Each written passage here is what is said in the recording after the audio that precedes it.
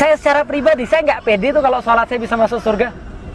Antum berapa kali sih sholat khusyuk? Tahu nggak itu saya? Antum berapa kali sholat yang nggak ada kepikiran sesuatu gitu? Kunci di mana ya? Habis ini kerjaan masih banyak nih. Habis ini begitu. Tiba-tiba merasa ada yang ingat, ya itu setan kan begitu.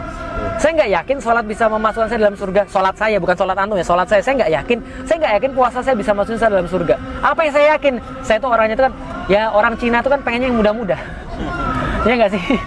Tahu nggak cara yang paling mudah masuk surga apa? Mau saya kasih tahu. Setelah saya selidiki lama dan saya lihat hadis. Yang menyimpang atau mencela ulama yang menyimpang, itu hukumnya gimana, Ustaz? Mencela hukumnya tetap aja tidak boleh. Mencela itu apa? Mencela adalah mengeluarkan kata-kata rafat, kata-kata yang buruk daripada lidah kita. Contoh misalnya, ya kata-kata yang buruk lah. Saya nggak mau ngucapinnya. Ya. Karena mencela itu sudah terkait dengan kata-kata yang buruk. Tapi bukan berarti mengkritik. Kalau mengkritik sama mencela beda. Mencela dengan kata-kata kotor, dengan kata-kata yang tidak pantas. Suatu waktu, ketika Abu Bakar sedang duduk bersama Rasulullah kayak gini, tiba-tiba ada orang yang maki-maki Rasulullah, maki-maki, cela segala macam, maki, hina, cela, nista dan segala macam. Rasul diem. Yang panas Abu Bakar. Jadi kalau antum nggak panas, itu berarti ada kelainan sama antum. Kalau antum nggak panas, kira Rasulullah dihina. Bisa dipahami ya. Nah, ketika kemudian Abu Bakar panas, Abu Bakar berdiri kemudian bilang, kamu itu bla bla bla bla, dicela oleh Abu Bakar. Rasulullah kemudian pergi dari sana. Ketika Rasulullah SAW pergi daripada sana, apa yang kemudian dilakukan? Abu Bakar pergi juga. Abu Bakar apa pada Rasulullah? Ya Rasul, ada yang salah pada diri saya. Rasul bilang, tadi sih pas kita dimaki-maki orang, itu malaikat bersama kita, mendoakan kita dan mendoakan buruk pada orang yang memaki-maki kita. Pas kamu balas makian dia, maka malaikat pergi daripada kita dan yang datang setan. Maka Rasul bilang, saya nggak mau datang sama setan. Assalamualaikum. Nggak apa-apa, sudah gantian. Fakitudin, insyaallah.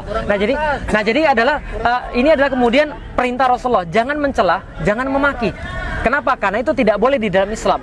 Kata Rasulullah, bukan bagian daripada orang-orang Muslim yang suka memaki, yang suka mencela. Berarti kita tidak boleh mencela dalam keadaan apapun.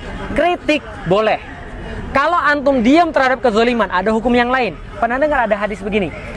Allah memerintahkan malaikat azab untuk turun ke dunia mengazab satu kaum yang berlebihan. Sampai di situ, dia balik lagi pada Allah. Malaikatnya bilang, ya Allah, masa aku azab mereka ya Allah? Itu di bawah itu ada orang lagi sholat. Ada orang lagi sholat, lagi zikir. Gimana ya masa aku zikir sementara ada orang masih sholat? Apa kata Allah? Balik lagi ke bawah, azab orang itu mulai dari orang yang sholat tadi. Loh kok bisa gitu? Kata Allah, karena dia orang yang tidak memerah wajahnya ketika melihat kezaliman. Paham gak maksudnya? Ada orang yang ngelihat kezaliman biasa aja. Ada orang yang ketika ngelihat Rasul dina biasa aja ngomongnya, nggak apa-apa, biarin aja, yang penting kita tuh adem, sabar. Antum diazab Allah duluan. Paham maksudnya? Antum membiarkan kezaliman terjadi di negeri ini. Antum melihat ada banyak kesalahan yang terjadi, ada banyak kezaliman yang terjadi, yang harusnya diurus dengan cara Islam, nggak diurus dengan cara Islam. Banyak orang-orang mati gara-gara perilaku segelintir orang. Banyak orang-orang dirugikan gara-gara perilaku segelintir orang. Antum diemin, Allah azab antum duluan. Paham nggak kira-kira saya? Makanya Hamzah itu ketika menyampaikan Islam di depan penguasa zalim, lalu dibunuh oleh penguasa, maka Rasul katakan, Sayyidu syuhada Hamzah. Sesungguhnya pemimpin para syuhada adalah Hamzah. Wa rajulun qama inda sultanin jair. Dan seorang laki-laki, dan laki-laki semuanya, dan semua laki-laki yang mereka berdiri di depan penguasa yang zalim, yang melakukan suatu kezaliman, fanasohahu fakotalahu, dan dia menasihatinya, lalu kemudian penguasa itu membunuhnya. Paham kira-kira saya? Antum berdiri di depan penguasa, antum sampaikan, Pak, mohon maaf, karena kami sayang kepada Anda, karena kami cinta pada Anda, kami ingin menerapkan aturan Allah. Karena kami nggak mau kemudian banyak orang yang kemudian dipertanggungjawabkan, kami minta keadilan. Bisa dipahami sampai di sini? Kita nggak mencela, kita menasihati beda dengan mencela. Lah kalau ada kemudian ulama-ulama, jangan dicela juga. Kenapa? Ingat baik-baik, kalau kita sudah mencela dia, orangnya sudah nggak simpatik sama kita. Kalau orangnya nggak simpatik sama kita, dia nggak mau dengar kita. Tapi kalau kita ngomongnya baik, tapi masih dibilang mencela, sudah nggak apa-apa. Yang penting anu tetap baik dan nggak mencela. Sampai di sini paham? Saya ngomong sudah kayak begini aja masih radikal nomor 2 se-Indonesia. Ya terus mau apa lagi? Ya sudah nggak ada masalah. Rasulullah sudah selembut itu aja masih dibilang provokator. Anu baca sirah, bagaimana Amr bin As itu mengatakan Rasulullah provokator. Padahal sudah selembut Rasulullah. Ada nggak yang seindah akhlak Rasulullah? apalagi cuma Felix. Paham ya maksud saya? Ya udah nggak apa-apa. Yang penting sebaik-baiknya jangan mencela, jangan menghina, jangan kemudian memaki. Yang selanjutnya kita serahkan pada Allah Subhanahu Wa Taala. Kalau benderanya pakai gini dicela nggak? Ya nggak ada masalah, masya Allah, alhamdulillah. NU itu saudara kita. Saya sudah bilang sama orang-orang, jangan pernah mencela NU. Lah kenapa? Ada yang diinginkan oleh orang-orang yang nggak suka sama Islam, memecah belah kaum muslimin. Kalau antum ada masalah dengan orang-orang NU, jangan bawa NU-nya. Jangan bawa NU-nya, karena NU nggak ada masalah di situ.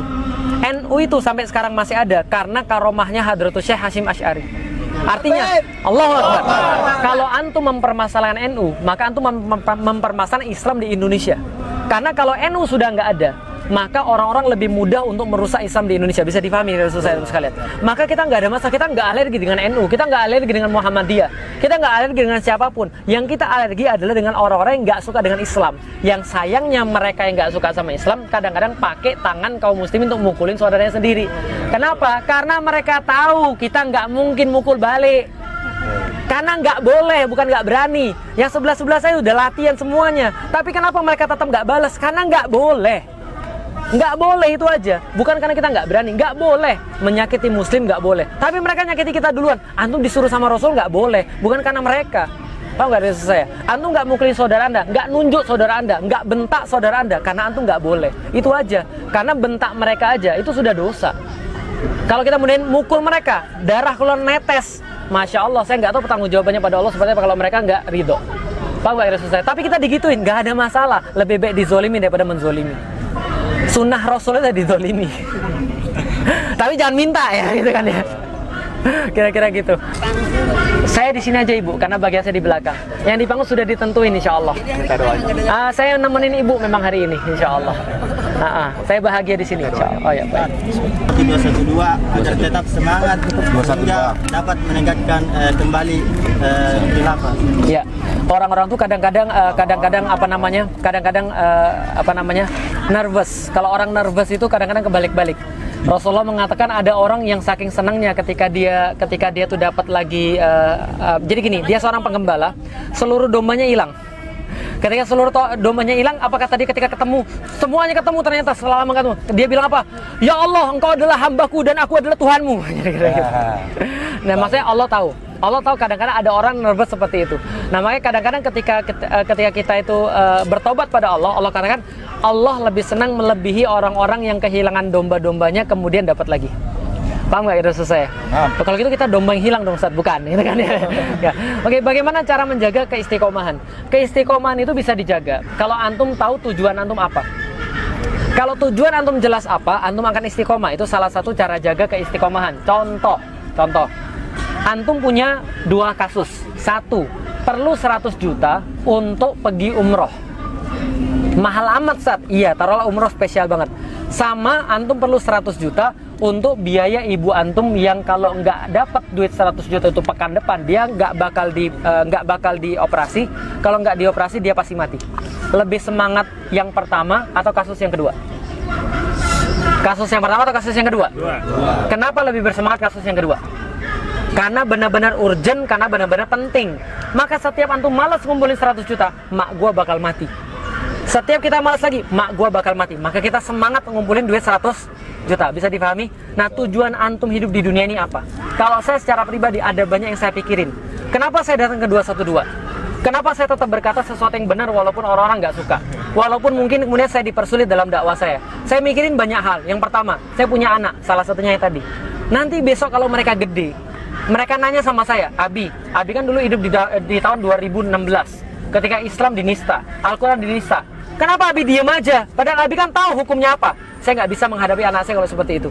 Pertanyaan saya, kalau antum punya anak, antum bisa nggak ngadepin anak antum seperti itu? Saya mau ditanya yang lain bisa ngeles, ditanya anak sendiri. Saya merasa, ya Allah nggak berharga banget saya di depan anak saya. Masa di depan anak saya nggak bisa bilang bahwa saya termasuk orang yang dulu nggak suka dengan penistaan agama, lalu saya berusaha sebisa mungkin untuk itu. Saya akan cerita pada anak saya, dulu ada orang kayak begini dan orang-orang ngumpul semua 212. Dan Abi di situ, kan di situ. Keren banget. Dan 2019 Abi tetap di situ, tapi di pinggir, tapi sama teman-teman. Gak ada masalah. Kenapa nggak di panggung? Karena saya nggak mau. Gitu kan ya.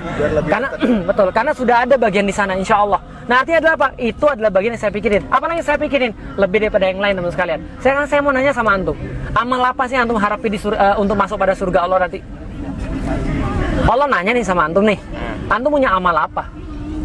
Allah nanya sama orang Palestina yang mati, yang darahnya berhamburan, ada yang ditembak di situ, ada yang kemudian ditimpa batu bertonton karena dibom sama pesawat. Ada orang-orang kayak gitu. Allah tanya, apa yang kamu sudah persembahkan untuk masuk surganya Allah?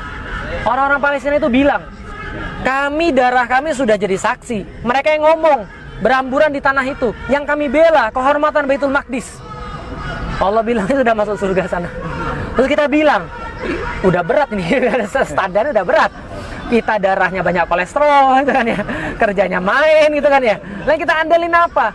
Saya secara pribadi, saya nggak pede tuh kalau sholat saya bisa masuk surga. Antum berapa kali sih sholat khusyuk? Tahu nggak kira saya? Antum berapa kali sholat yang nggak ada kepikiran sesuatu gitu? Kunci di mana ya? Habis ini kerjaan masih banyak nih. Habisnya begitu. Tiba-tiba merasa ada yang ingat, ya itu setan kan begitu. Saya nggak yakin sholat bisa memasukkan saya dalam surga. Sholat saya, bukan sholat antum ya, sholat saya nggak yakin. Saya nggak yakin puasa saya bisa masukin saya dalam surga. Apa yang saya yakin? Saya tuh orangnya itu kan, ya orang Cina itu kan pengennya yang mudah-mudah. Ya nggak sih? Tahu nggak cara yang paling mudah masuk surga apa? Mau saya kasih tahu. Setelah saya selidiki lama dan saya lihat hadis, cara paling mudah untuk masuk surga adalah mencintai saudara antum dan membersamai mereka. Itu cara paling mudah. Itu cara paling enak. Lah kenapa? Coba lihat ya. Nanti di hari yaumil kiamat, tiba-tiba ada suara dari langit. Siapa di antara kalian yang saling mencintai karena Allah? Semuanya misah dari barisan khusus. Enak kan? Antum tinggal ngaku-ngaku aja. Saya mencintai Habibuna Rizik Syihab. Saya mencintai Rasulullah. Saya mencintai Felix Xiao. Saya bilang saya juga mencintai dia karena dia sesama muslim. Kita dipanggil semua, nggak ditanya yang lain.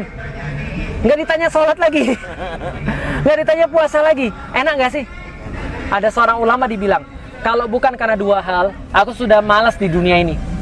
Kalau bukan karena dua hal, aku sudah malas di dunia ini. Apa yang pertama, wahai imam? Satu, bertahajud kepada Allah di malam-malam ketika dingin. Ketika aku harus bertahajud di malam dingin, itu aku rindukan. Keren banget, nikmat banget. Kita mikir, sebentar. Gak usah dingin aja, saya malas. Gak usah dingin aja, kita udah ketiduran terus.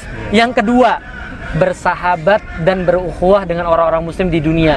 Duduk dengan mereka, ngobrol sama mereka, lalu kemudian membahas tentang Allah sama mereka, ketawa bareng mereka, nangis bareng mereka. Itu yang membuat saya belum mau untuk mati.